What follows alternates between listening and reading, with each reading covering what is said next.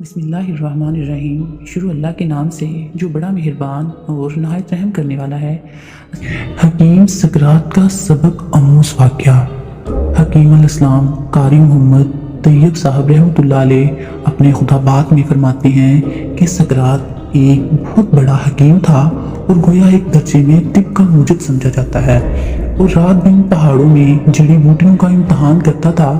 سارا دن گھومتے گھامتے ایک دن ایک دکان پر بیٹھا، دن بھر کا تھکا ہوا تھا، اس کی آنکھ لگ گئی، پیر تو زمین پر رکھے ہوئے ہیں اور دکان کے تختہ پر بیٹھا ہے اور نیند آ گئی۔ بادشاہ وقت کی سواری نکل رہی تھی، نقیب و چوبدار ہٹو بچوں کہتے جا رہی ہیں اور اس بیچارے کو کچھ خبر نہیں، یہاں تک کہ بادشاہ کی سواری قریب آ گئی تو بادشاہ کو ناگوار گزرا کہ پبلک کا ایک آدمی اور پیر پھیلائے ہوئے بیٹھا ہے، نہ بادشاہ کی تعظیم ہے نہ عظمت ہے، بڑا گستاخ آدمی ہے۔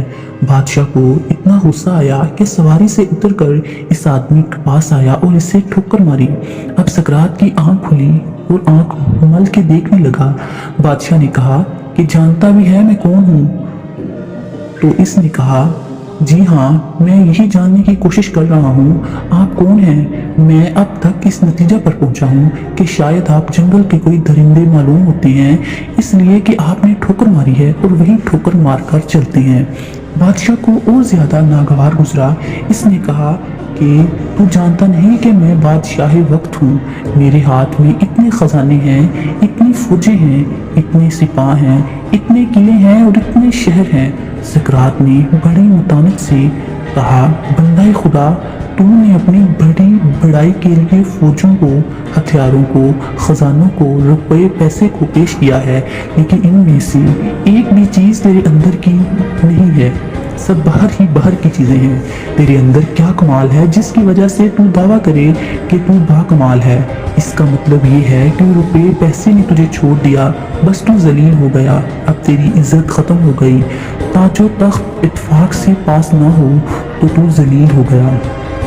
فوجیں اگر کہیں رہ جائیں اور تو شکار میں آگے بڑھ جائے تو ذلیل ہو جائے گا، اس لیے کہ فوج تو نے ہی نہیں۔ یہ کیا عزت ہوئی کہ اندر کچھ نہیں اور بیرونی چیزوں پر مدار کرتے ہو؟ تیرے اندر کی کیا چیز ہے؟ نہ فوجیں تیرے اندر کی ہیں، نہ تاج و تخت تیرے اندر کا ہے۔ تو اگر اپنا کمال بتلاتا ہے اور بڑائی بتلاتا ہے تو اندر کا کمال پیش کر۔ اگر تیرے اندر واقعی کوئی کمال ہے۔ اب وہ بیچارہ بادشاہ بھی حیران ہوا کہ واقعی بات تو سچی ہے، جواب دے نہ سکا۔ حکیم سقراط نے کہا کہ اگر تجھے کمال دکھلانا ہے تو ایک لنگی باندھ، اپنے کپڑے اتار، اور میں بھی لنگی باندھتا ہوں اور اپنے کپڑے اتار کر اس دریا میں کودتے ہیں اور وہاں اپنے اپنے کمالات دکھلائیں گے، اس وقت معلوم ہوگا کہ تو با کمال ہے یا میں با کمال ہوں۔ تو گویا سقراط نے بتلایا کہ حقیقت میں کمال جس پر آدمی فخر کرے وہ اندرونی کمال ہے، اندر تو کمال نہ ہوا اور باہر کی چیزوں پر فخر کرے جو کہ ہمیشہ جدا ہونے والی چیزیں ہیں، وہ جدا ہو گئیں تو بے کمال ہو گیا، ذلیل ہو گیا۔ یہ کیا کمال ہے؟ اللہ پاک آپ کا حافظ و ناصر ہو۔